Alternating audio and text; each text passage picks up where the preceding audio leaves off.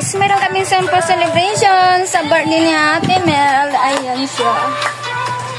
Kasi may sakit siya, kaya dito lang kami sa bahay niya. So, ito yung mga dala ng mga kaibigan niya na Marcel dito. Hinatid lang ng mga, ayan. Ito yung sa binigay na kanyang anak. Ayan. Binigay niya, ni Pretty Mirna. Kasi kami naman. So, alika, kain tayo ng pancit, guys. Kain na tayo. Ayun ang birthday celebrant. Nakasanglas. Nakasanglas? Hindi, nakasalamin. Ang itim-itim ko. Kasi ba na nagpulbo ako? Kasi rin naman pulbo. Alin?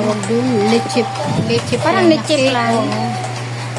So, ayan ang ating birthday celebrant. Ayan. O, diba? Ayan, birthday ni Ate Mel. Yay! Mayroon siyang pancit, tsaka cake. May cake siya, oh. Ang cute-cute. Ay, wow.